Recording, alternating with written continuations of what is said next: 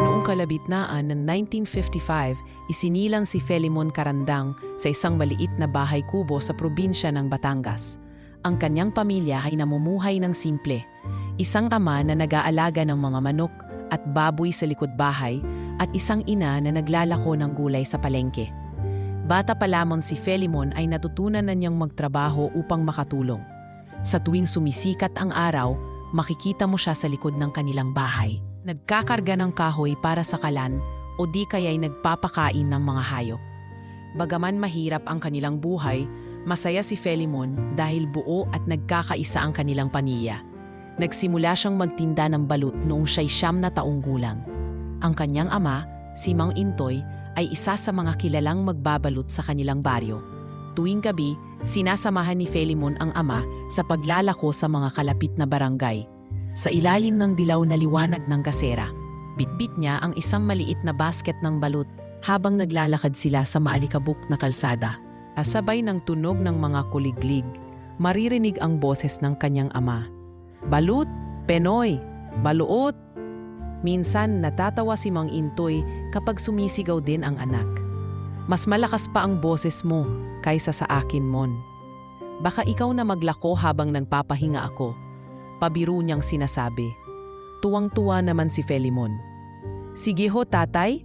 Ako na ang magsisigaw para makarami tayo ng benta.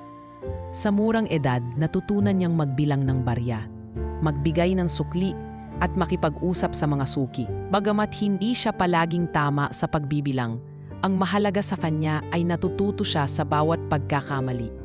Ang kanilang magdamagang lakad sa baryo ay hindi lamang para kumita, kundi para magtanim ng aral at disiplina sa bata.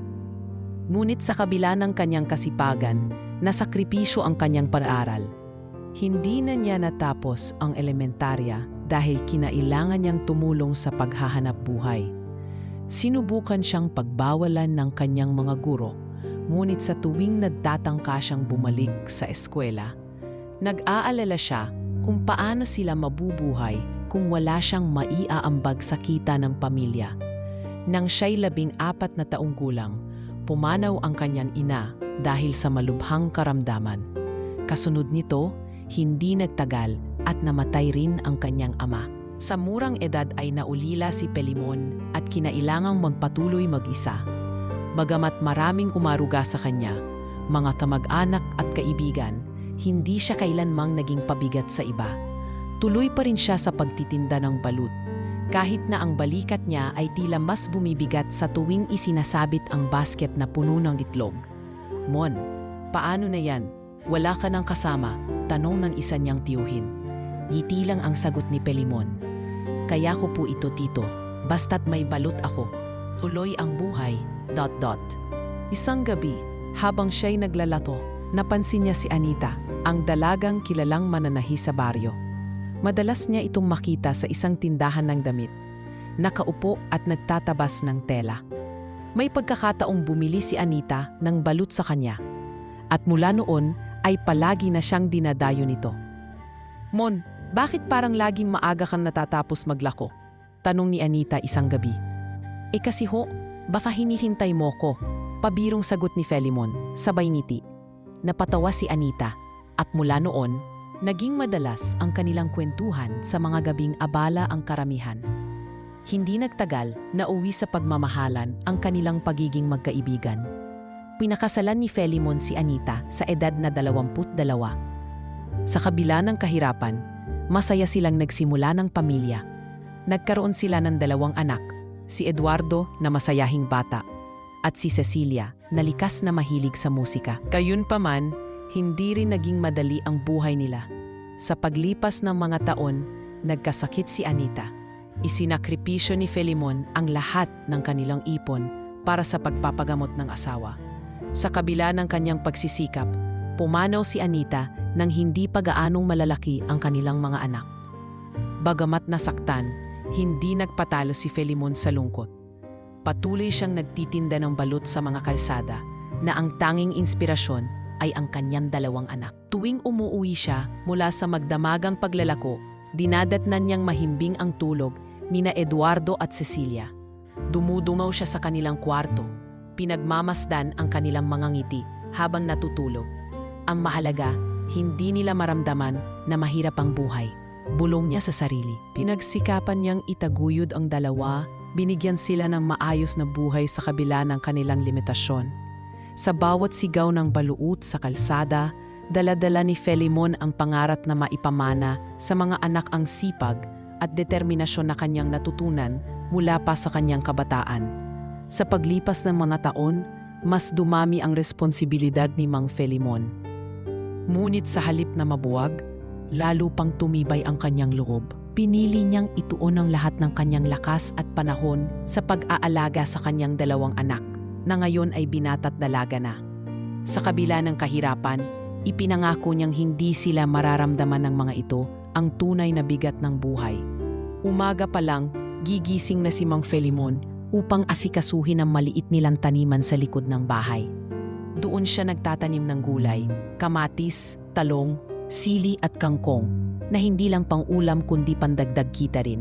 Ang mga tanim na ito, kapag lumago ay kanyang ibinebenta sa palengke. Kapag natapos na ang gawain sa taniman, binabalikan niya ang kanyang basket ng balut at naglalakad mula baryo hanggang bayan upang maglako. Madalas niyan ikwento sa mga anak ang halaga ng pagsisikap at tiyaga. Eduardo, Cecilia, tandaan ninyo, sabi ni Mang Filemon sa mga bata, hindi sukatan ng tagumpay ang kung gaano karaming pera ang meron ka. Ang mahalaga ay marunong kang kumilos. May malasakit ka sa kapwa at nananatili kang mapagkumbaba. Tuwing gabi, pagkatapos ng paglalako, umuupo sila sa maliit nilang hapagkainan. Kumpleto ang pamilya kahit simple lamang ang ulam. Naging ugali ni Mang Filemon na magbahagi ng mga kwento tungkol sa kanyang kabataan. Kung paano siya natutong magbenta ng balot. Kung paano siya natutong tumayo mag-isa noong siya'y naulila. Minsan, tinatanong siya ng kanyang anak na lalaki, si Eduardo, "Tay, hindi ba kayo napapagod?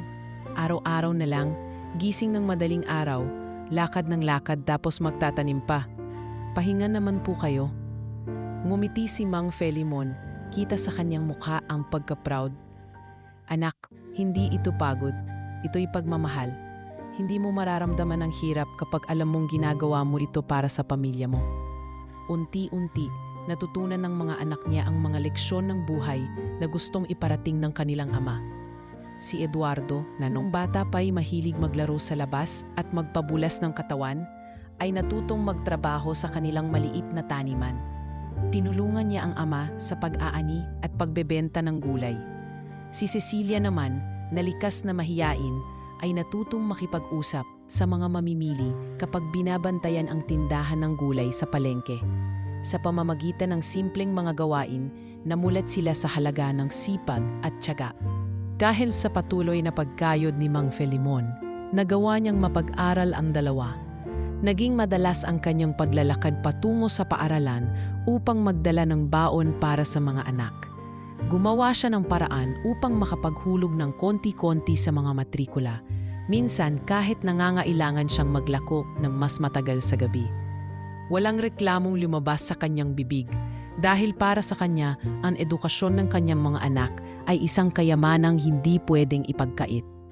Dumating ang araw ng pagtatapos ni Eduardo sa kolehiyo.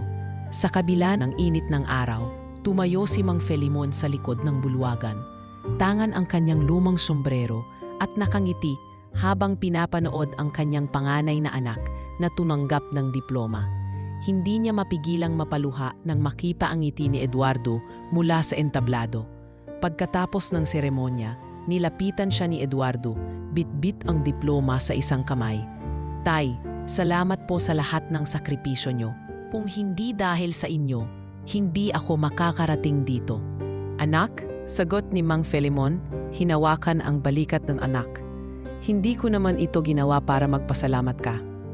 Ginawa ko ito dahil mahal kita at gusto kong makita kang masaya." Sa kabila ng pagtatapos ni Eduardo, hindi tumibil si Mang Filemon sa kanyang mga gawain. Hindi niya iniwan ang pagtitinda ng balot, pati na ang pagtatanim ng gulay. Para sa kanya, ang pagiging abala ay nagbibigay ng layunin sa kanyang buhay. Kahit pa tinatawagan na siya ni Eduardo upang tumigil at magpahinga, sinasagot lang niya ito ng pabiro. Eduardo, anak, kung titigil ako, baka masanay akong magpahinga at mawalan ng gana sa buhay. Tumatawa si Eduardo sa sagot ng ama.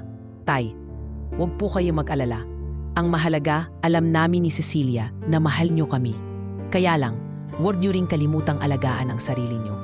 Mahalaga lang na alam ninyong may ginagawa ako na nakakatulong, hindi lang para sa inyo, kundi para sa sarili ko rin.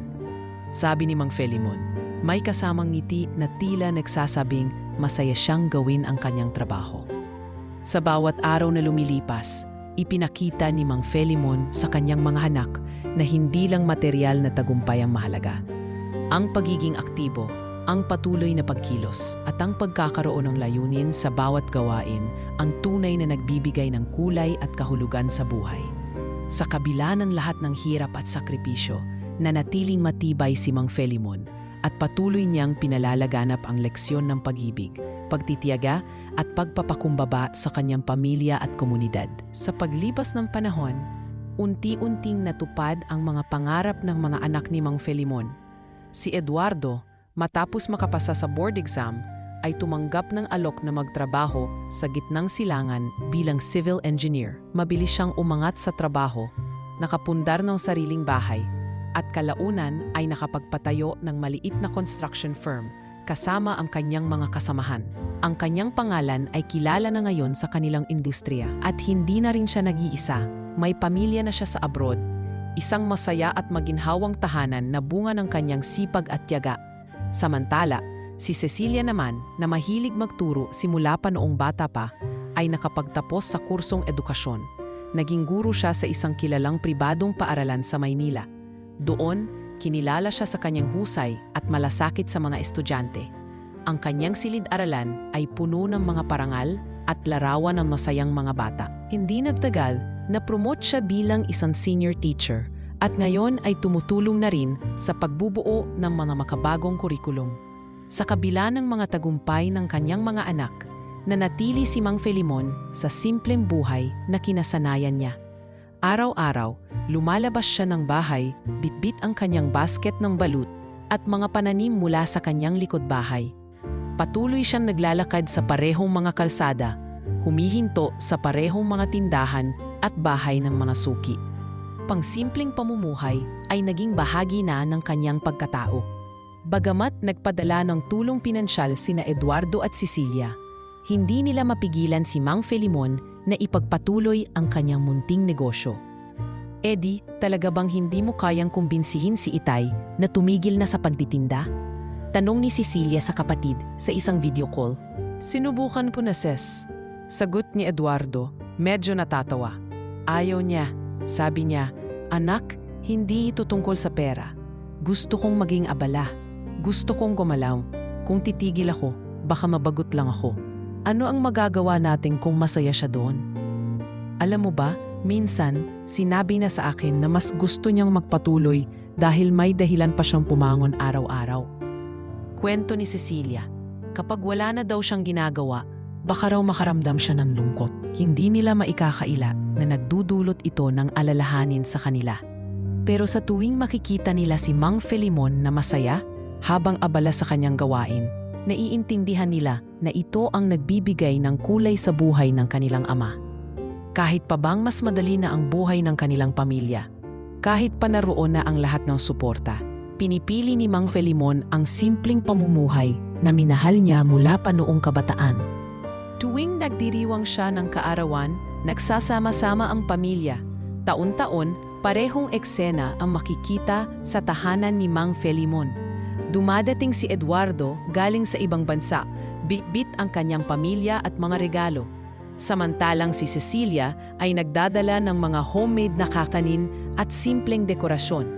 Pinagsasama-sama nila ang mga kamag-anak at malalapit na kaibigan at nagiging masaya ang bawat taon. Isang umaga bago ang kanyang kaarawan, kinausap siya ni Eduardo habang abala siya sa pag-aayos ng kanyang basket. Itay, nasabi ko na ito noon, pero sana pag-isipan niyo ulit ang pagre-retiro. Sabi ni Eduardo, may halong pag-aalala ang boses. Alam naming mahal niyo ang ginagawa niyo, pero baka naman po pwedeng magpahinga na kayo? Hindi niyo na kailangang magtrabaho pa. Numiti si Mang Felimon habang inaalis ang alikabok sa kanyang mga balut. Anak, naiintindihan ko ang sinasabi mo. Pero sa tingin mo ba, kung titigil ako, magiging masaya ako? Hindi ako sanay na walang ginagawa. Mas mahalaga sa akin na maramdaman kong may silbi pa ako kahit papaano. Pero Itay, kami naman ang narito para alagaan kayo, sabat ni Cecilia. Hindi nyo na kailangang maglako para lang may makain tayo. Nandito kami para suportahan kayo. Tama kayo, at nagpapasalamat ako roon, sagot ni Mang Felimon, titig na titig sa mga anak. Pero hindi ako gumigising araw-araw dahil kailangan kong magtrabaho.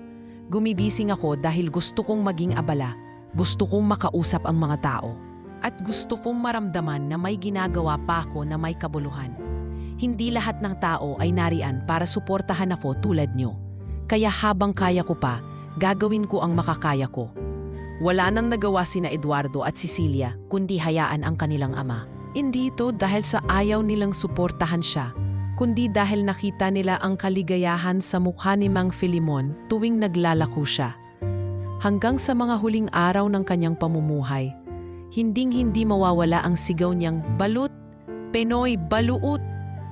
Para sa kanila, ang bawat kaarawan ni Mang Felimon ay hindi lamang pagdiriwang ng kanyang edad, kundi ng kanyang tatag at pagmamahal sa simpleng buhay na pinili niyang yakapin. Sa bawat taon na dumadaan, lalo nilang nauunawaan na ang tunay na yaman ay hindi lamang nasusukat sa material na bagay, kundi sa kaligayahan ng puso at layunin ng ginagawa. Madilim na ang langit at halos wala ng tao sa kalsada. Si Mang Felimon, dala ang kanyang basket ng balut, ay naglalakad pa uwi mula sa isa sa kanyang karaniwang ruta. Kakaunti na lang ang mga natirang itlog sa kanyang paninda. Iniisip niya kung sapat na ba ang kinita niya ngayong gabi para sa mga gastusin sa bahay. Nasa isipan din niya ang mga paboritong tanim na kailangan na niyang diligan kinaumagahan. Habang naglalakad, napansin niyang ang kalsada ay medyo basa. Malamang ay mula ito sa ulan kaninang hapon, kaya't naging maingat siya sa bawat hakbang. Ngunit sa isang iglap, nadulas si Mang Felimon. Bumagsak siya sa sahig, sabay laglag ng kanyang basket. Nagkakalat ang mga balut at ang ilan ay nabasag pa. Sinubukan niyang bumangon, ngunit dahil sa biglaang pagkakadapa, sumakit ang kanyang tuhod. Pinilit niyang pulutin ang mga itlog habang iniinda ang sakit. "Lolo, anong nangyari sa'yo?" Anong ng isang binatilyong naglalakad din sa kalsada. "Kailangan niyo ba ng tulong?" Ngunit bago pa man makalapit ang binata, may dalawang pulis na naglalakad sa kabilang direksyon, sina Sergeant Oscar Villegas at PO3 Bruno Santos. Sila ang madalas mag-roving sa lugar, ngunit kilalang hindi naman talaga nagseserbisyo ng maayos. Madalas pa silang makitang umiinom sa gilid ng kalsada habang nakauniporme. Sa pagkakataong iyon, nakita nila si Mang Felimon na nagmamadaling pulutin ang mga itlog mula sa lupa. "Hoy Lolo, ano yan? Balut," sabi ni Sergeant Villegas habang lumapit at tumawa ng malakas. "Aba, mukhang masarap to pero basag na yata." Halata sa kanyang tono ang panunuya. "Sir, pasensya na ho, nadulas lang po ako. Maayos ko na po ito," sagot ni Mang Felimon. Pilit na tinatago ang sakit sa boses. Ngunit imbes na tumulong, sinipa ni PO3 Santos ang ilang pang itlog na nakakalat. "Ano, Lolo? Dito ka ta sa gitna ng kalsada nagkakalat. Baka gusto mo pang paliguan kita ng tubig imburnal," sabat niya, kasunod ng mas malakas na tawanan mula sa kanila ni Sergeant Villegas. Napatingin ang binatilyo at ilan pang nakakita sa paligid, ngunit halata ang takot sa kanilang mga mukha. Walang gusto makialam dahil kilala na ang dalawang pulis na ito ay may koneksyon sa mas mataas na opisyal. Ang sino mang umangal ay pwedeng malagay sa alanganin. "Sir, pasensya na po. Hindi ko naman ho sinasadya. Tatapusin ko na po ang pag-aayos dito," ani Mang Felimon, pilit na pinipigilan ang galit. Alam niyang wala siyang laban kung sisigaw siya. Subalit, sinadyang tapakan pa ni Sergeant Villegas ang mga itlog na nasa sahig, tila ba nag-e-enjoy sa ginagawa. "Baka naman gusto mong sumigaw ng balut ngayon, Lolo, para marinig ka ng buong kalsada." Hindi na nakapagtimpi si Mang Felimon. Tumayo siya, kahit masakit ang tuhod, at harap-harapang kinausap ang dalawa. "Mga sir, tao rin po ako. respetuhin niyo naman sana ang pinaghirapan ko. Kung hindi niyo po matutulungan, sana wag niyo naman dagdagan ang hirap. Ang kanyang mahinahong pakiusap ay tila nagdulot pa ng panibagong insulto. O teka lolo, ang tapang mo sabi ni PO3 Santos na tumulak sa kanya sa dibdib. Baka nakakalimutan mong pulis kami. Pulis na kayo pero hindi ibig sabihin nito na may karapatan kayong mang-abuso. Tugon ni Mang Filimon. Hindi niya mapigilan ang kanyang sarili. Napuno na siya sa kabastusan ng dalawa. Dahil doon sinimulan siyang saktan ni PO3 Santos. Sinuntok siya sa tagiliran habang ang mga tao sa paligid ay nanonood lang. Hindi makapaniwala sa kanilang nasasaksihan. Ikaw lolo akala mo may karapatan kang magsalita ng ganyan? E di ikaw na ang matapang. Wika ni Santos habang sinisipa si Mang Filimon na nayoy natumba na ulit sa lupa. Tama na po, sumigaw ang binatilyo. Ngunit pinigilan siya ng kanyang ina na nasa isang tindahan malapit sa eksena. Wala tayong laban sa mga yan, bulong ng kanyang ina habang hinatak siya palayo. Nagpatuloy ang pag-aabuso ng dalawa. Kahit sugatan na si Mang Filimon, tumatawa pa rin ang dalawang pulis. O ano lolo, hindi ka na magtitinda dito Ang kalat mo kasi. Baka ikaw pa ang matukhang. Biro ni Sergeant Villegas na lalo pang nagpasiklab sa takot ng mga nakakita. Sa ilalim ng liwanag ng isang patay-sinding poste ng ilaw, makikita ang matandang tindero. Hawak-hawak ang kanyang dibdib. Duguan ang isang bahagi ng kanyang ulo at ang mga basad na itlog sa kanyang tabi. Sa likod ng eksena, makikita ang tahimik na mga tao, nakayuko, nagbubulag-bulagan. Walang ni isa ang tumulong. Walang may lakas ng loob. Si Mang Filimon, sa kabila ng kanyang edad at kahinaan, ay nag-iisa sa gabing iyon. Sa harap ng dalawang makapangyarihang tao na nagpatunay ng kawalang katarungan. Habang nanatili si Mang Filimon sa gilid ng kalsada, namimilipit sa sakit at walang magawa sa kahihiyan, isang binata mula sa kabilang dako ng kalye ang nagmadaling tumawag sa kanyang telepono. Si Junjun, isa sa mga kabataang palaging bumibili ng balut kay Mang Filimon, ay nakasaksi ng buong insidente. Bagamat takot din siya sa mga pulis, hindi niya maatim na walang gawin. Alam niyang walang laban ang matandang tindero kung hindi may ibang hahakbang para sa kanya. Kinuha niya ang kanyang telepono, tinawagan ang isang numero mula sa kanyang mga na-save na contact. Hello Kuya Eduardo, nasa bansa na po pala kayo. Kailangan niyo pong malaman ang nangyari kay Tatay Filimon.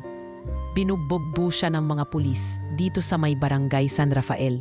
Nandito pa rin po sila sa lugar. Hindi na po siya makabangon, ani Junjun, nanginginig ang boses. Junjun, ano nangyari? Sigurado ka ba sa sinasabi mo? Sagot ng boses mula sa kabilang linya. Bagamat nagulat, malinaw na may pagka-alerto sa tono ni Eduardo. Opo, Kuya Eduardo, totoo po. Dito po ako mismo, nakita ko lahat, sagot ng binata. Dalian niyo po, baka mapahamak pa si Tatay Filimon. Hindi na nag-aksaya ng oras si Eduardo. Agad siyang umalis mula sa opisina, kung saan siya nagpapahinga matapos dumating mula sa isang business trip. Tinawagan niya ang kanyang mga tauhan upang maghanda. At sa loob ng ilang minuto, nagkita-kita sila sa harap ng isang black luxury car na handa ng tumakbo. Sinigurado ni Eduardo na may sapat silang tauhan upang tiyakin na walang makakaligtas sa ginawa ng dalawang pulis. Hindi nagtagal at bumungad sa lugar ang marangyang sasakyan. Ang makintab na pintura ng kotse ay umaalingasaw sa ilalim ng liwanag ng mga poste. Kasama ang 12 bodyguards, bumaba si Eduardo mula sa sasakyan.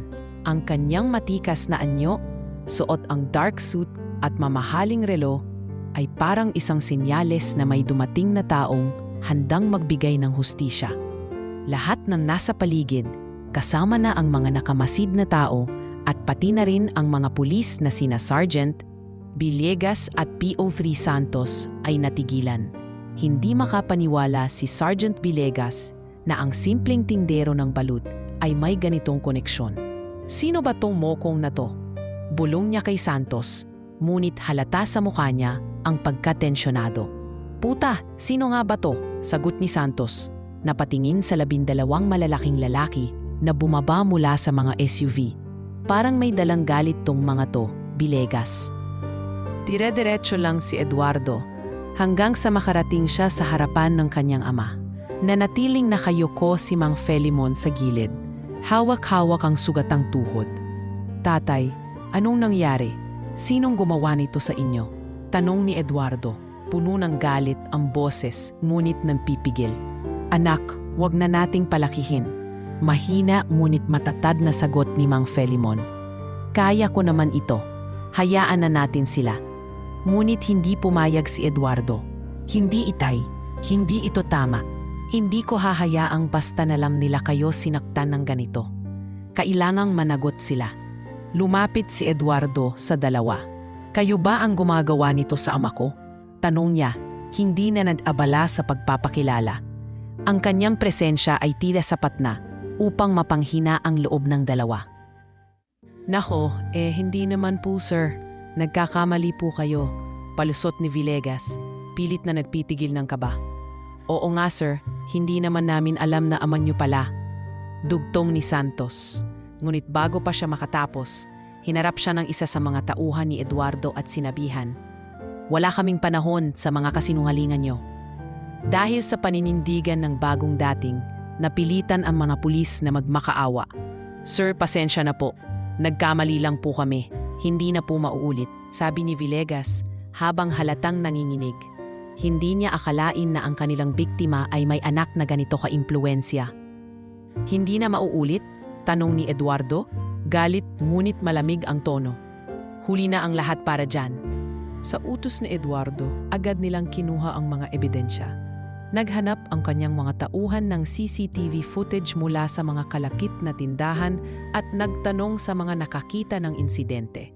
Mabilis silang nagbigay ng mga salaysay dahil alam nilang protektado sila ng presensya ni Eduardo at ng kanyang mga bodyguards.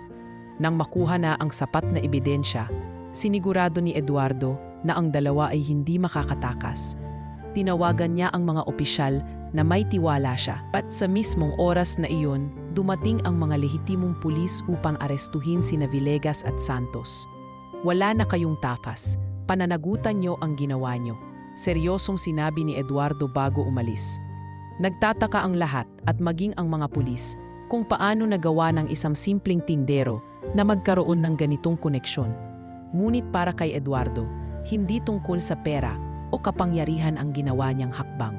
Tungkol ito sa paggalang sa dignidad ng kanyang ama at sa pagbibigay ng hustisya para sa isang taong tapat at masipag na naghahanap buhay. Pagkatapos maaresto sina Villegas at Santos, mabilis na kumalat ang balita sa buong bayan.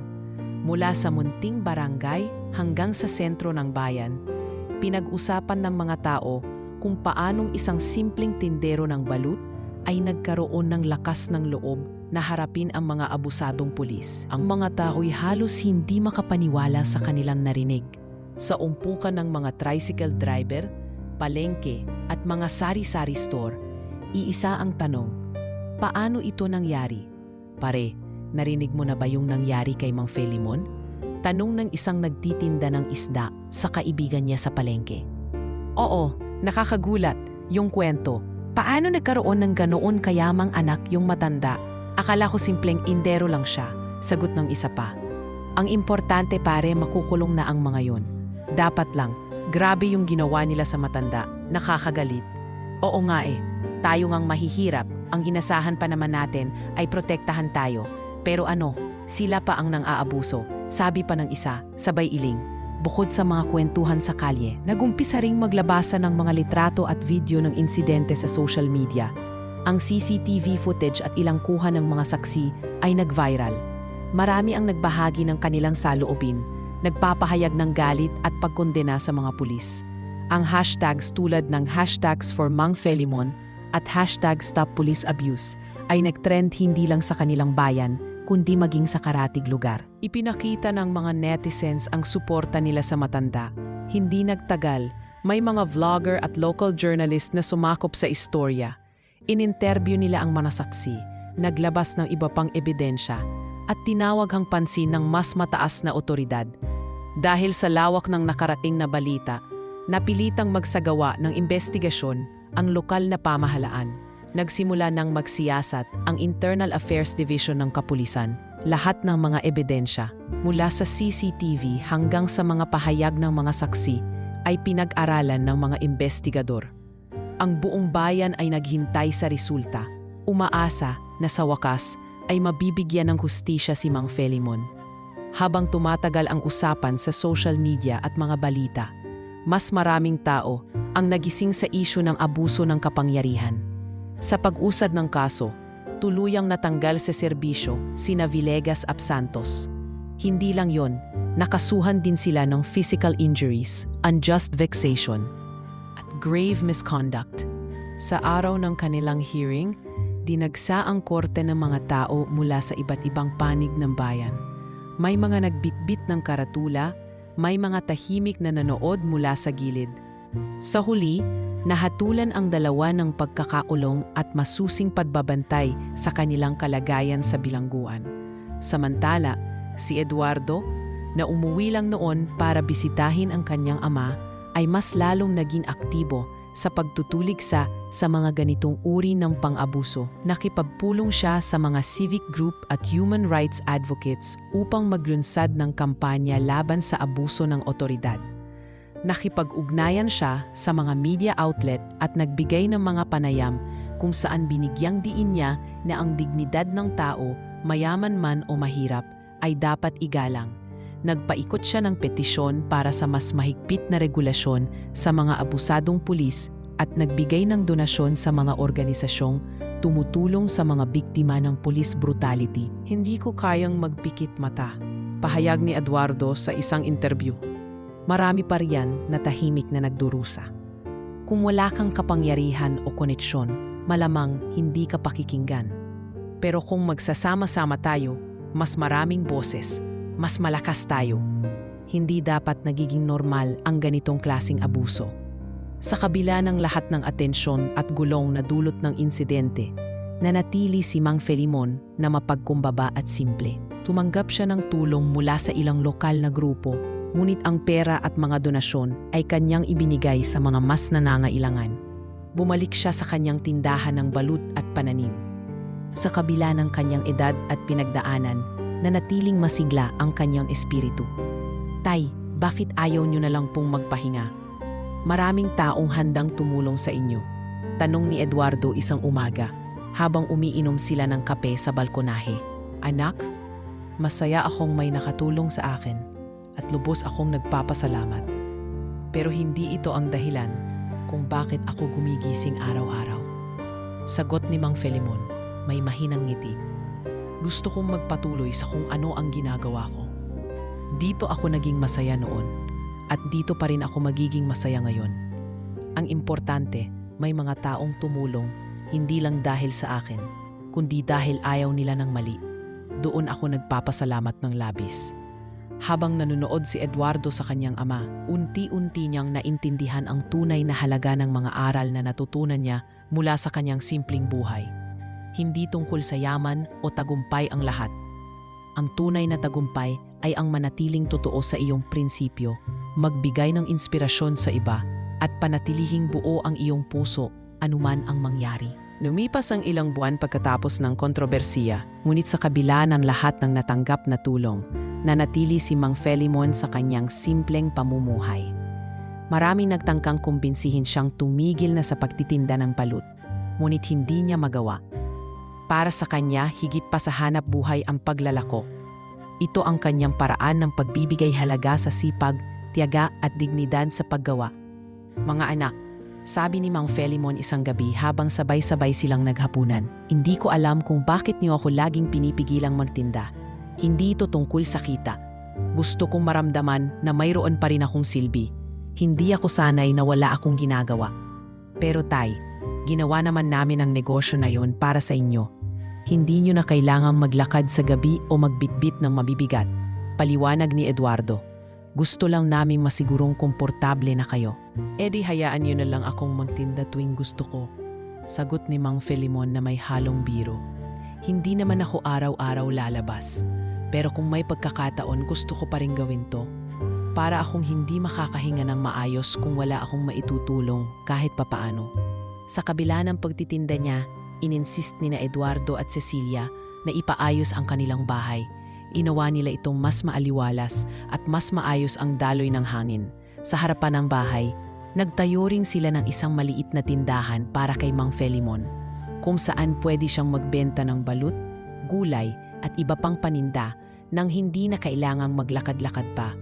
Pinilit din nila siyang magpahinga ng mas madalas. Ngunit hindi nagtagal ay bumalik pa rin si Mang Felimon sa kalsada tuwing gabi.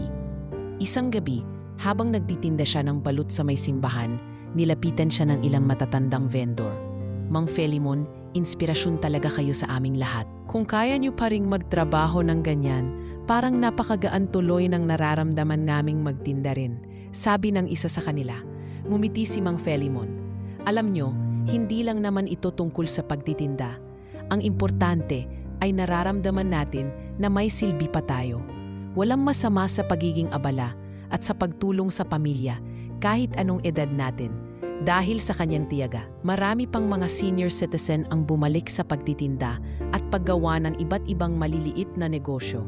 Hindi para magpayaman, kundi para lang maramdaman nilang may layunin pa rin sila.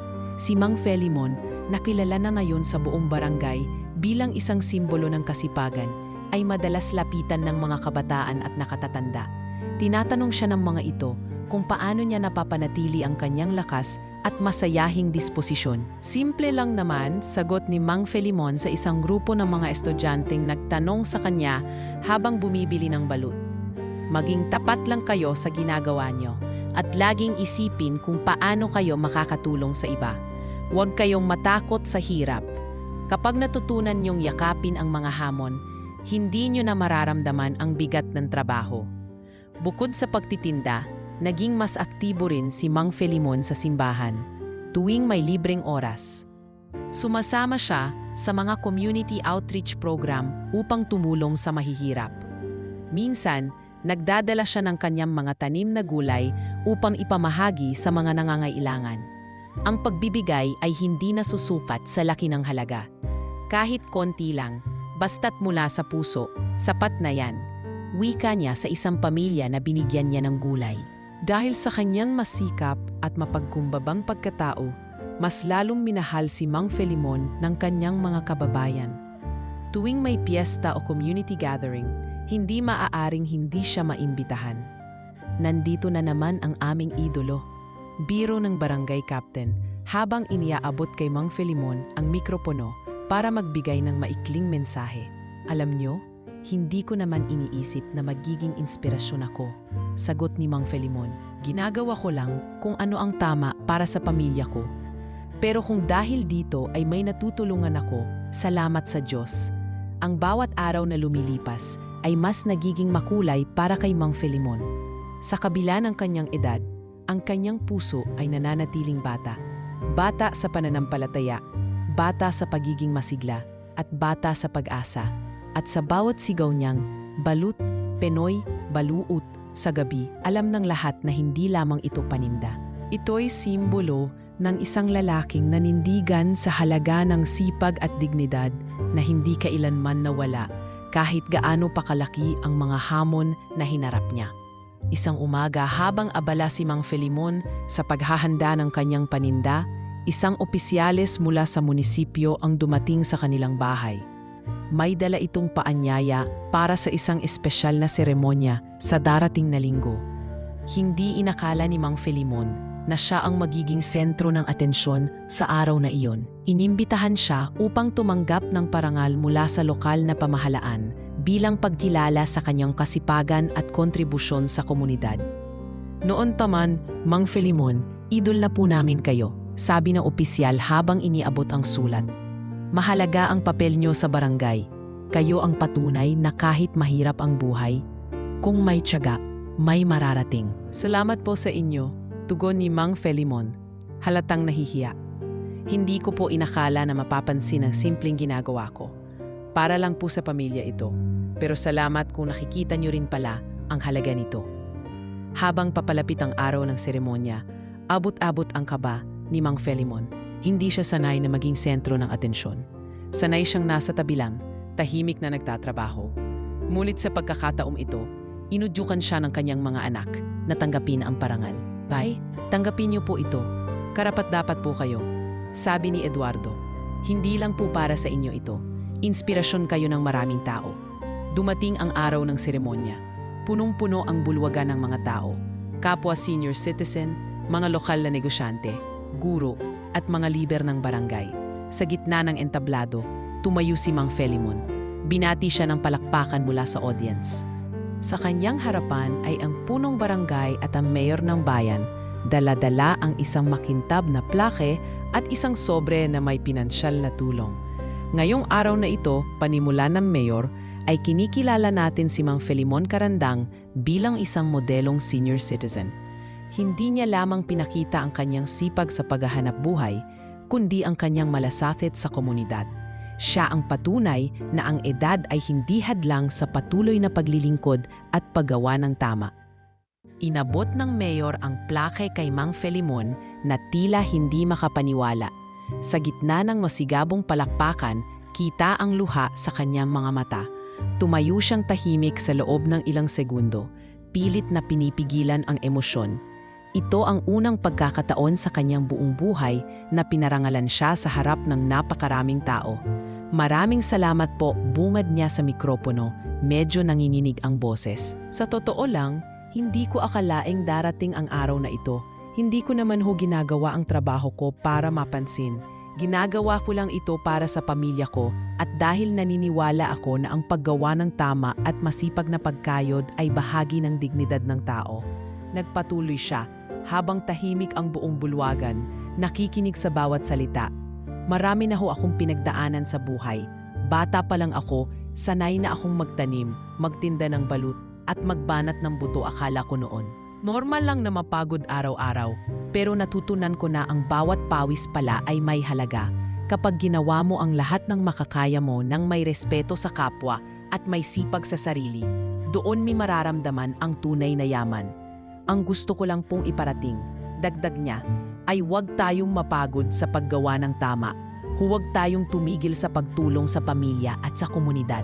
Ang edad, ang hirap ng buhay, ang mga pagsubok, lahat yan ay kaya nating lampasan. Basta't nagtutulungan tayo at naniniwala sa ating kakayahan. Pagkatapos ng kanyang talumpati, muling umalingaw-ngaw ang masigabong palakpakan. Ang kwento ni Mang Felimon ay naging simbolo ng pag-asa hindi lamang para sa kanyang mga kababayan, kundi para sa lahat ng nakarinig ng kanyang salaysay. Naging headline ito sa mga lokal na pahayagan at hindi nagtagal, umabot pa sa pambansang balita. Sa social media, binahagi ng mga netizen ang kanyang kwento at mga leksyon sa buhay. Si Mang Felimon, sabi ng isang reporter sa kanyang segment, ay isang halimbawa ng modernong bayani. Hindi siya mayaman, hindi siya sikat, pero ang kanyang sipag at pagmamalasakit sa kapwa ay nagsilbing inspirasyon para sa marami. Sa panahong maraming tao ang nawawalan ng pag-asa, ang kanyang kwento ang nagpapaalala sa atin na may liwanag pa rin sa kabila ng dilim. Para kay Mang Felimon, ang lahat ng ito ay patunay na kahit ang mga simpleng bagay ay may malaking epekto. Hindi niya akalaing ang kanyang simpleng pamumuhay ay magdudulot ng ganitong karangalan.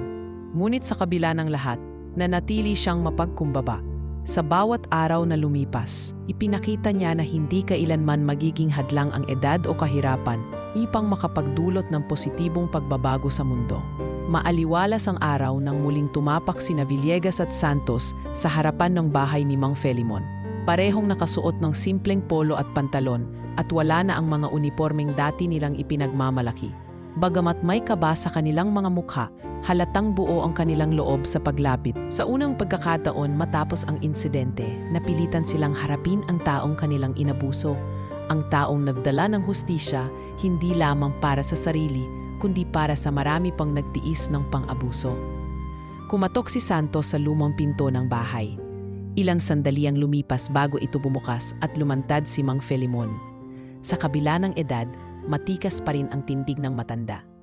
Tahimik niyang tiningnan ang dalawa. Sa likod ng kanyang tingin, naroon ang alaala ng kanilang ginawa. Ang pananakit, ang pang-abuso, at ang lahat ng hirap na dinanas niya sa kanilang mga kamay. Ngunit hindi niya ipinakita ang anumang galit. Imbes hinintay niyang magsalita ang dalawa. Magandang araw po, Mang Filemon. Bungad ni Villegas. Halatang hirap sa paghanap ng tamang salita. Pasensya na po sa bigla naming pagpunta. Pero may gusto po sana kaming sabihin. Pasensya na po talaga, dugtong ni Santos. Alam naming wala kaming karapatang humarap sa inyo pagkatapos ng nagawa namin. Pero nandito kami para humingi ng tawad. Hindi kaagad sumagot si Mang Filemon. Tinitigan niya ang dalawa, parang binabasa ang kanilang intensyon. Sa likod ng kanyang isip, alam niyang hindi madali para sa mga taong ito ang humarap sa kanya. Hindi lahat ng tao, lalo na ang mga sanay magmalaki, ay magpapakumbaba ng ganito. Bakit ngayon lang? Tahimik ngunit mabigat ang tanong ni Mang Filemon. Matagal na mula noong nangyari yon. Bakit na yun naisipang lumapit? Walang araw na hindi namin naalala ang ginawa namin, Mang Filemon. Sagot ni Villegas, namingilid ang luha. Pero ang hirap pong magkalakas ng loob. Alam naming napakalaki ng kasalanan namin. Hindi namin inasahan na magkakaroon kami ng pagkakataong magsisi ng ganito. Gusto lang po naming sabihin na wala po kaming ibang intensyon noon, kundi gawin ang sa tingin namin ay tama. Pero mali kami, sobrang mali, dagdag ni Santos. At nung nawala po kami sa serbisyo, nung nakita namin ang epekto ng ginawa namin, doon lang namin na-realize kung gaano kasakit ang dinanas ninyo. At hindi lang kayo, pati na rin ang mga pamilya namin. Tahimik lang si Mang Filemon habang pinapakinggan ang dalawa. Hindi niya mapigilan ang naiwang sugat mula sa kanilang ginawa. Pero sa kabilang banda, nakikita niya sa kanilang mga mata ang sinseridad. Nakikita niya ang bigat na daladala nila mula nang mangyari iyon. Alam nyo, sabi ni Mang Filemon, hindi madaling magpatawad, lalo na kapag alam mong nasaktan ka ng husto. Pero ang hindi ring madaling gawin ay aminin ang sarili mong pagkakamali at harapin ang mga taong nasaktan mo. Sa ginawa nyo, kahit papaano, nakita ko na talagang nagsisisi kayo. Lalo pang yumuko ang dalawa, tila ba umaasa sa anumang pasya ni Mang Filemon. Pasensya na po talaga, Mang Filemon, ulit ni Villegas. Gagawin namin ang lahat para maayos ang aming mga sarili. Sana po mapatawad nyo kami kahit konti. Malalim na huminga si Mang Filemon bago muling magsalita. Sige, pinapatawad ko na kayo. Pero tandaan nyo, hindi ibig sabihin nito ay mawawala na ang mga naging kasalanan nyo. Kailangan nyo pa ring patunayan na hindi na kayo babalik sa dating gawain. Gagawin po namin ang lahat para magbago, mabilis na sagot ni Santos. Hindi po namin sasayangin ang pagkakataon na ito. Simula ngayon, gusto naming bumawi. Tinitigan sila ni Mang Filemon at sa kanyang tono, halatang seryoso ang kanyang paalala. Kapag gusto nyo talagang magbago, huwag nyo lang isipin kung paano ayusin ang mga nasira nyo. Mag-umpisa kayo sa maliit na paraan. Sa bawat araw, siguraduhin nyong hindi nyo na mauulit ang mali. Tumulong kayo sa ibang tao, ipakita nyo na ang pagbabago nyo ay totoo. Sumang-ayon ang dalawa. Pangako po, sabi ni Villegas, kasabay ng pagtango ni Santos.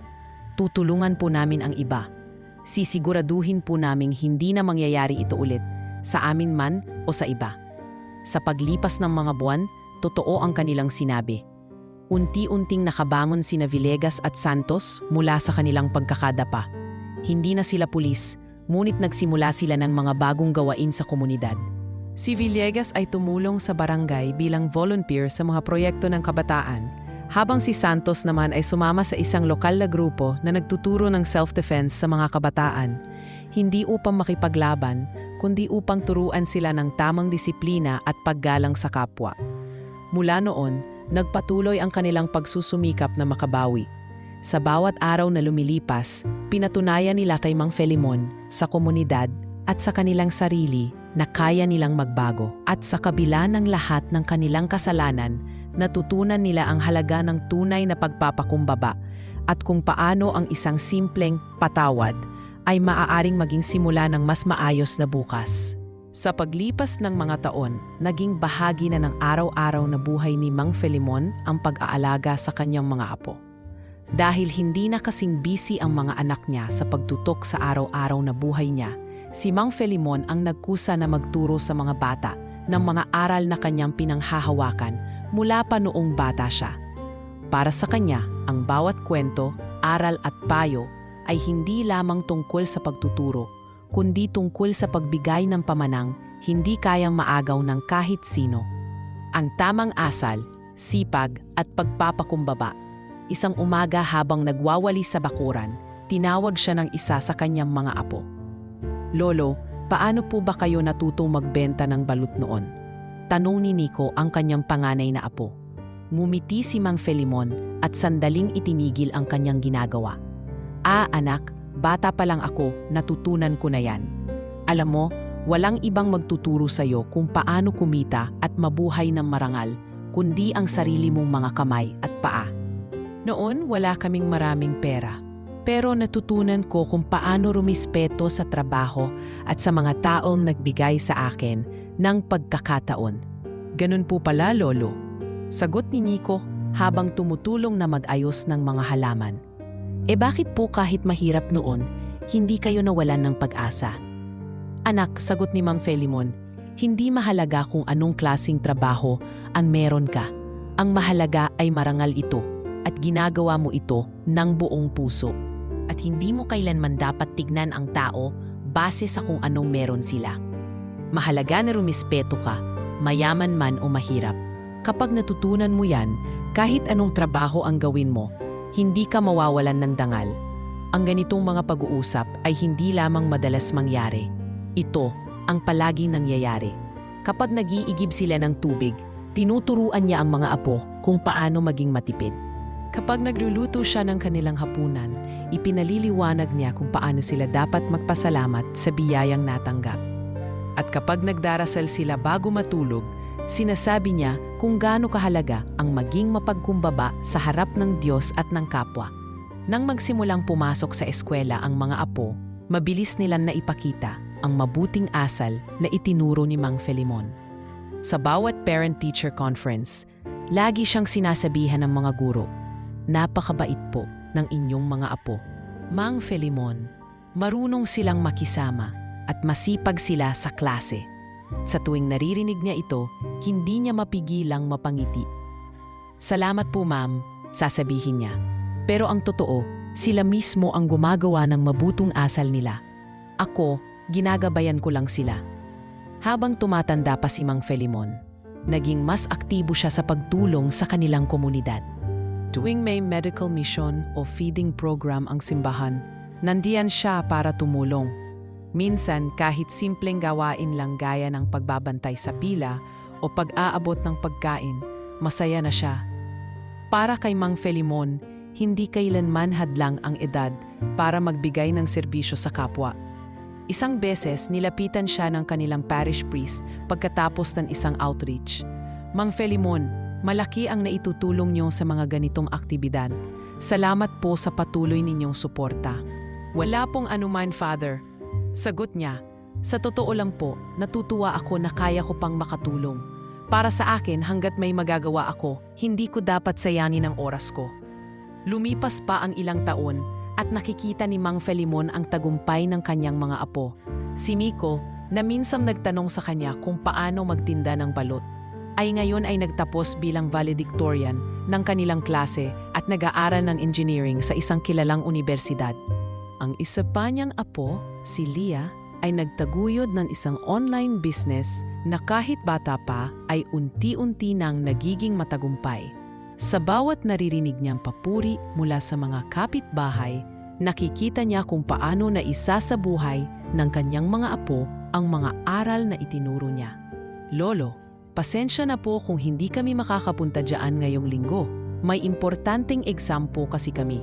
Minsang sinabi ni Nico sa telepono, "Walang problema, anak. Mag-aral ka ng mabuti. Alalahanin mo ang lagi kong sinasabi, sipag, tiyaga at respeto. Kapag dala mo yan, kahit saan ka magpunta, magiging maayos ang lahat." Sagot ni Mang Felimon. Tuwing naririnig niya ang mga kwento ng tagumpay ng kanyang mga apo, hindi niya mapigilan maging proud. Hindi dahil sa mga medalya o pera, kundi dahil nakikita niyang namumuhay ang mga ito ng may integridad at respeto sa kapwa. Sa bawat araw, bawat tawag, at bawat pagkakataon, Naaalala ni Mang Felimon na ang tunay na pamana niya sa kanyang pamilya ay hindi lamang ang simpleng bahay, ang tanim na gulay o ang kariton ng balot.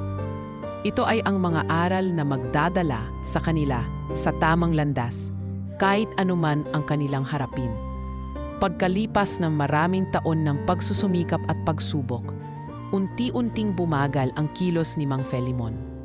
Hindi na kasing liksi ng dati ang kanyang mga paa at minsan ay napapahinto siya sa paglalakad para lang makapagpahinga. Ngunit sa kabila ng humihinang katawan, napanatili niya ang sigla sa kanyang puso.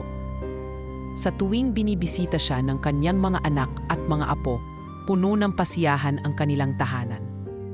Sa gitna ng kanyang kahinaan, nadama niya ang ginhawa ng isang pamilyang nagmamahalan at nagtutulungan.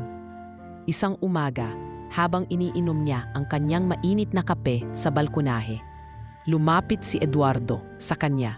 "Ay, sigurado na po ba kayo sa desisyon niyo? Kaya pa naman po namin kayong tulungan. Hindi niyo na kailangang mag-alala." Ngumiti si Mang Felimon, hawak ang tasa ng kape. "Eduardo, ang totoo niyan, masaya ako. Sa buong buhay ko, hindi ko inakala na makakarating tayo sa ganito. Hindi ko na kailangan pang maglako ng balot gabi-gabi. Kaya na ng pamilya natin. Pero hindi lang ito tungkol sa pagre-retiro. Gusto ko kayong bigyan ng pagkakataon. Gusto kong ipasa ang lahat ng natutunan ko sa inyo. Pero tay, hindi naman kailangang itigil nyo agad," sabi ni Eduardo halatang nag-aalala. "Pwede naman kayong magpatuloy kung gusto nyo pa." "Anak, hindi ito tungkol sa pagtigil," sagot ni Mang Felimon. "Tungkol ito sa pagbibigay daan. Napakasarap sa pakiramdam na makita kayong mas maayos na ngayon. At alam kong kaya nyo nang palaguin ang maliit nating negosyo. Nandito lang ako para gumabay, pero gusto kong kayo naman ang humawak nito." Dahil sa pasya ni Mang Felimon, nagsimulang kunin ng mga anak at apo ang pamamahala ng negosyo. Ang dating simpleng paglalako ng balut ay naging isang maliit na negosyo ng street food. May mga dagdag na produkto tulad ng kwek-kwek, tokneneng at barbecue. Habang nagpapahinga si Mang Felimon, masaya niyang pinapanood mula sa gilid ang bagong sigla ng kanilang negosyo. Ang mga apo niya ang nagdadala ng kariton at ang mga anak naman niya ang nangangasiwa sa kita at pagpaplano ng mga produkto. Bagamat wala na siya sa harapan, ramdam na ramdam pa rin ang kanyang presensya dahil sa mga leksyong iniwan niya sa kanila.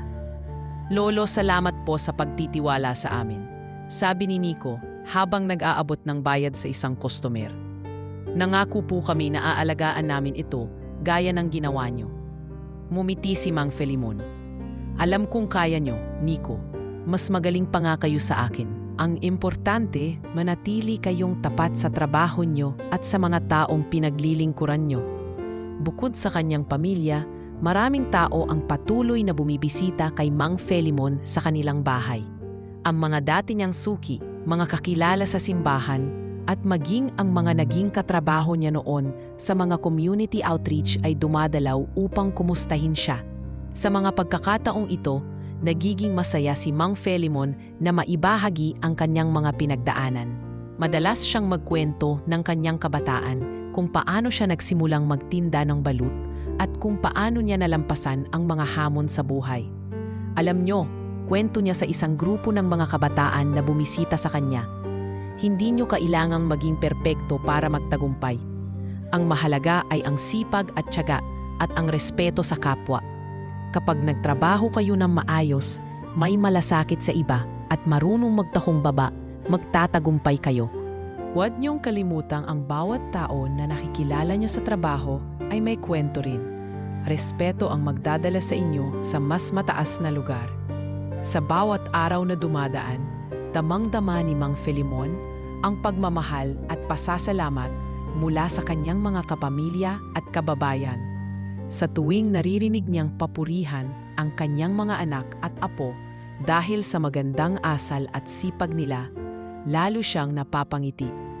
Para kay Mang Felimon, hindi lang tagumpay sa negosyo ang mahalaga. Ang tunay na tagumpay ay ang malaman na naipasa mo sa susunod na henerasyon ang tamang asal, disiplina at pagmamahal sa kapwa. Isang gabi, habang naghahanda na siya upang magpahinga, tinanong siya ni Cecilia, "Tay, masaya po ba kayo ngayon? Sapat na po ba ang lahat ng nangyari?" "Anak, higit pa sa sapat," sagot ni Mang Filemon. "Kung ako lang, wala na akong mahihiling pa. Nakasama ko kayo, nakita ko kayong nagtagumpay, at nakasiguro akong kaya niyong itaguyod ang ating pamilya kahit wala ako." Hindi ba't iyon ang pangarap ng isang magulang? Kaya ngayong tumanda na ako, pwede na akong magpahinga ng payapa. Bagamat humina na ang kanyang katawan, nanatiling bio ang espiritu ni Mang Filemon. Sa bawat araw, puno ng pasasalamat ang kanyang puso. Wala na siyang hinahangad kundi ang kaligayahan ng kanyang pamilya at ang patuloy nilang paglaganap ng mabuting asal. Ang kanyang buhay ay naging patunay na hindi kailangang maging mayaman upang magkaroon ng maayos na buhay. Kailangan lang ng sipag, tiyaga at malasakit sa kapwa. Iyon ang naging pamana niya sa kanyang pamilya at iyon ang magpapatuloy kahit kailan. Habang unti-unting lumilipas ang panahon, naramdaman ni Mang Filemon na papalapit na ang araw ng kanyang pamamahinga. Hindi siya natakot. Sa halip, tinanggap niya ito ng may buong puso. Alam niyang nagampanan na niya ang kanyang tungkulin bilang ama, lolo at kaibigan. Hindi niya ininda ang kahinaan ng kanyang katawan. Sa halip, mas inuna niyang ihanda ang kanyang pamilya sa kanyang nalalapit na paglisan. Isang umaga, tinawag niya ang kanyang mga anak sa kanilang maliit na salas. Magaan ang ngiti ni Mang Filemon, ngunit mababakas sa kanyang mukha ang malalim na pagninilay. "Mga anak," bungad niya, "alam kong nararamdaman niyo na rin ito. Hindi habang buhay ay kasama niyo ako. Gusto ko lang sana kayong makausap habang maayos pa ako." "Tay," sabi ni Eduardo, "huwag niyo pong sabihin yan. Malakas pa po kayo. Nandito po kami para alagaan kayo." Ngumiti si Mang Filemon at inilapit ang kanyang mga kamay sa kanila. "Anak, hindi naman ito tungkol sa kahinaan. Tanggap ko na. Isa lang ang hiling ko. Gusto kong siguraduhin na kahit wala na ako, magkakasama pa rin kayo, magkakatulungan." Sumingit si Cecilia, hawak-hawak ang kamay ng ama. "Tay, alam niyo naman pong hindi namin pababayaan ang isa't isa. Ang dami niyo na pong naituro sa amin. Hindi po namin iyon makakalimutan." Tumingin si Mang Filemon sa kanyang mga anak, isa-isa, at sa bawat tingin ay may kalakip na pagmamahal at panalangin. "Ayokong mag-alala kayo. Ayokong malungkot kayo. Ang gusto ko lang ay masaya tayong lahat habang magkakasama pa tayo ngayon." Mula noon, nagsimula nang magpaalam si Mang Filemon sa kanyang mga kapitbahay at kaibigan. Nilalakad niya ang mga kalyeng dati niyang pinupuntahan tuwing nagtitinda pa siya ng balut. Pinuntahan niya ang bawat tindahan, bawat bahay na naging bahagi ng kanyang mahabang kwento. "Aling Rosa, maraming salamat sa lahat ng tulong mo noon," sabi niya sa isang tindera sa palengke. "Hindi ko makakalimutan ang mga pagkakataong nagtutulungan tayo." "Naku, Mang Filemon, ako po ang dapat magpasalamat sa inyo," sagot ni Aling Rosa. "Ang dami niyo pong naituro sa akin tungkol sa tiyaga at respeto. Maraming salamat po talaga." Sa bawat bahay na kanyang pinuntahan, iniwan niya ang kanyang simpleng habilin, "Huwag niyong kalimutang tumulong sa isa't isa. Ang komunidad natin parang pamilya. Kapag nagkakaisa tayo, kahit ano, kaya nating lampasan." Habang inihahanda niya ang kanyang pamilya sa kanyang nalalapit na paglisan, mas naging madalas ang kanilang mga usapan. Tuwing gabi, nagtitipon-tipon ang kanyang mga anak at apo sa paligid ng kanyang kama. Pinupuno nila ng tawanan at kwentuhan ang mga huling araw ni Mang Filemon. "Tay," tanong ni Nico, ang kanyang apo, "bakit parang hindi po kayo natatakot?" Ngumiti si Mang Filemon. "Nico, hindi ko kailanmang itinuring na masama ang pagtatapos ng buhay. Para sa akin, parte lang ito ng mas malaking kwento. Hanggat alam kong iniwan ko kayo ng maayos, hanggat alam kong naituro ko ang tamang landas, masaya na ako. Sa bawat pag-alis, may darating namang bagong simula. Sa bawat salita, mas naramdaman ng kanyang pamilya ang kanyang katahimikan at pagtanggap. Sa kabila ng nalalapit na pamamaalam, nanatili siyang positibo. puno ng pasasalamat sa lahat ng biyayang natanggap niya sa buhay. Dumating ang isang tahimik na gabi at lahat ng kanyang mahal sa buhay ay nasa paligid niya. Hawak-hawak ni Eduardo ang isang kamay niya habang si Cecilia naman ay nakaupo sa gilid ng kama. Binabasa ang isang tula na palaging gusto ni Mang Felimon. Napuno ang kwarto ng pagmamahal, hindi ng lungkot. Alam nilang ito ang huling sandali, ngunit wala ni isa sa kanila ang nagpakita ng takot. Ang tangi nilang nais ay maiparamdam kay Mang Felimon na hindi siya nag-iisa. Sa huli, bago pumikit ang kanyang mga mata, mahina niyang sinabi, "Maraming salamat mga anak, napakaswerte ko na kayo ang naging pamilya ko." Sa huling sandali, isang mahinang ngiti ang lumitaw sa kanyang labi. Tahimik siyang namaalam, hawak ang mga kamay ng kanyang pamilya. Ang kwento ni Mang Felimon ay nagtapos ng puno ng pagmamahal at payapa ang puso. Yun ang uri ng pamamaalam na hinahangad ng bawat isa. Puno ng kahulugan, puno ng pagmamahal, at puno ng kaligayahan. Ang araw ng libing ni Mang Felimon ay isang pambihirang tagpo sa kanilang bayan. Ang maliit na simbahan na kinasanayan niyang puntahan tuwing linggo ay halos hindi magkasya ang dami ng mga dumalo. Bawat tao mula sa pinakamalapit niyang kaanak hanggang sa mga dati niyang suki, kapitbahay at mga kakilala sa simbahan ay naroon upang magbigay ng huling respeto. Marami ang nagpunta na may dalang mga bulaklak, mga kandila at mga kwento tungkol sa kung paano nila nakilala si Mang Felimon.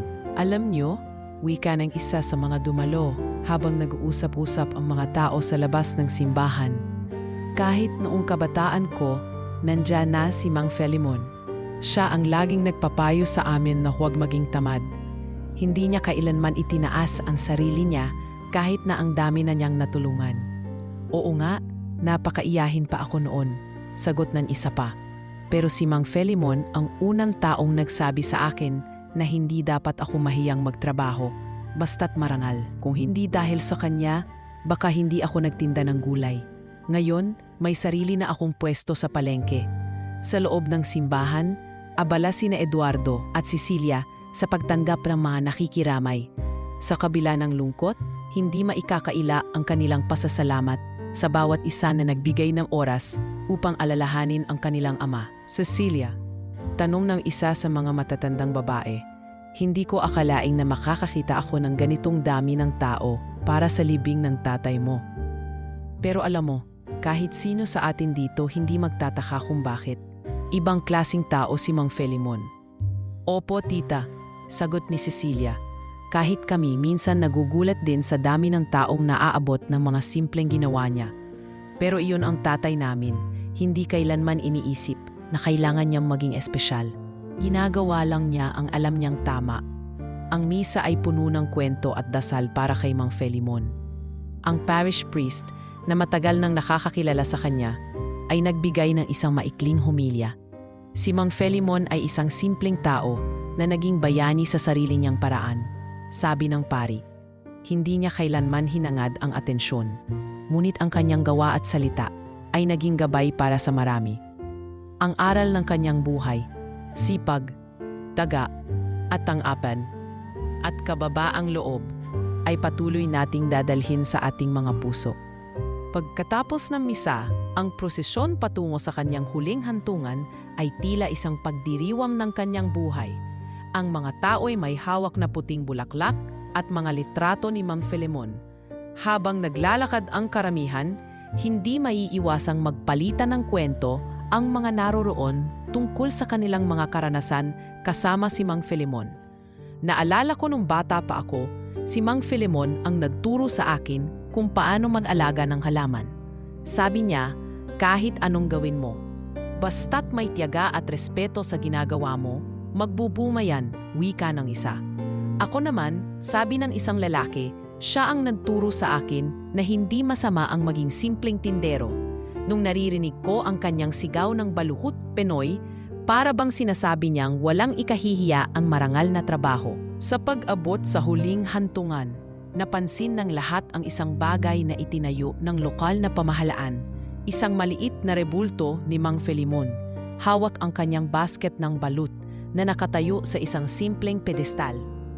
Ang inskripsyon sa ilalim ng rebulto ay simpleng nagsasabi, Mang Filemon Carandang, isang bayani ng sipag at kababaang loob. Hindi ko alam na ilalagay nila ito, sabi ni Eduardo sa kanyang kapatid. Pero nararapat lang, ang tatay natin kahit kailan, hindi kailanman naghangad ng ganito. Pero alam nating lahat na marami siyang na-inspire. Oo, sagot ni Cecilia, nakangipi sa kabila ng luha. At alam kong kahit nasaan man siya ngayon, masaya siya. Hindi dahil sa rebulto, kundi dahil alam niyang naipasa niya sa atin ang tamang landas. Pagkatapos ng seremonya, unti-unti nang umuwi ang mga tao. Ngunit sa mga susunod na araw, nanatili ang alaala ni Mang Filemon. Ang mga kwento tungkol sa kanya ay paulit-ulit na ibinabahagi ng mga nakatira sa bayan. Tuwing may batang natatakot magtrabaho, sinasabi ng mga nakatatanda, alam mo, dati si Mang Filemon. Sa mga kalsadang dati niyang tinatahak, maririnig pa rin ang kanyang pangalan. Maging ang mga bagong henerasyon, kahit hindi na siya personal na nakilala, ay nalaman ang kanyang kwento. Sa eskwelahan, sa mga meeting ng barangay, at maging sa simpleng umpukan sa tindahan, ang pangalan ni Mang Filemon ay simbolo ng marangal na pamumuhay. Hanggang sa araw na ito, siya ang inspirasyon ng marami sa bayan. Isang taong ang simpleng buhay ay nag-iwan ng di mabilang na aral at halimbawang dapat tularan.